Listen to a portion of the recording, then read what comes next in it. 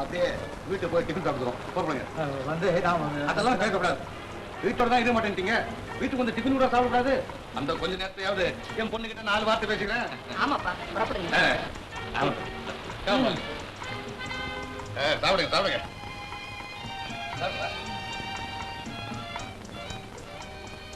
முனிமா,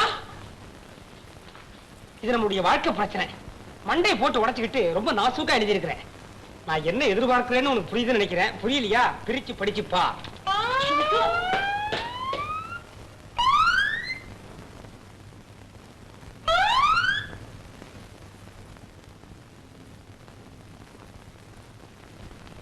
என்ன பண்ற? தண்ணி பண்ணடா. மாமா, ஒர்க் ஷாப்க்கு வாங்க வேண்டிய சாமான் லிஸ்ட் அப்புறம் பார்க்கலாம்ப்பா. முதல்ல சாப்பிடு.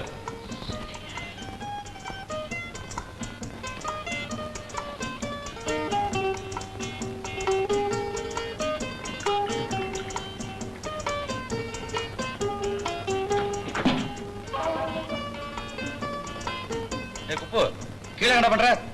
ஒண்ணு இல்லைங்க, லெட்டர் கீழே போட்டாரு, அதை எடுத்து கொடுக்குறேன். வேற ஒண்ணு இல்லை.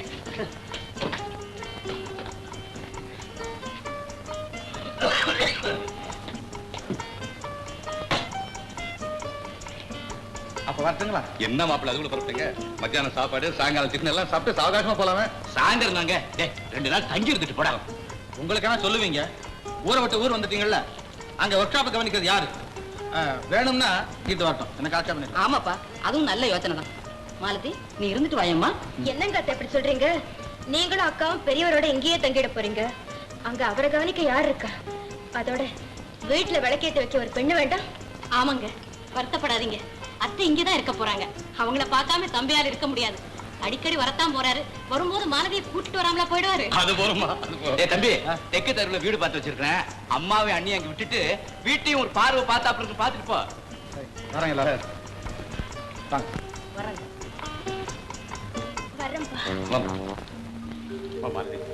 மாப்பிள்ளை வரும்போதெல்லாம் அவசியம் நீயும் வரணும்.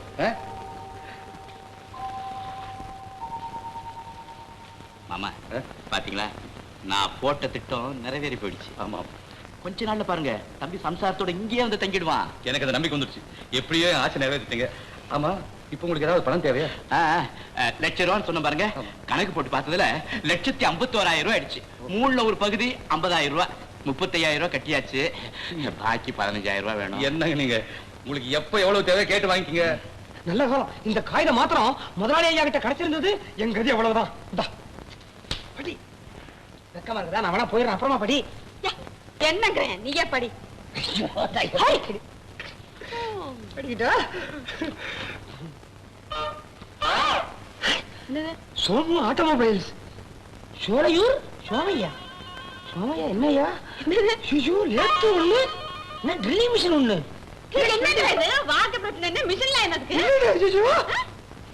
இதுல 15,000 இருக்கு, எடுத்துங்க. ரொம்ப நன்றிங்க. அடட, மறந்து போயிட்டு பாருங்க. புதுசா வாங்க வேண்டிய மிஷினை பத்தி விவரமெல்லாம் அதுல இருக்குது. நீங்க ஒரு தடவை பாத்துருங்களேன். என் ஆரோக்கிய ரைஸ் ஃப்ரூட் அண்ட் குக் முனிமாவுக்கு driver and bodyguard Kuppu எழுதிய காதல் கடிதம். என்னங்க இது? முனிமா?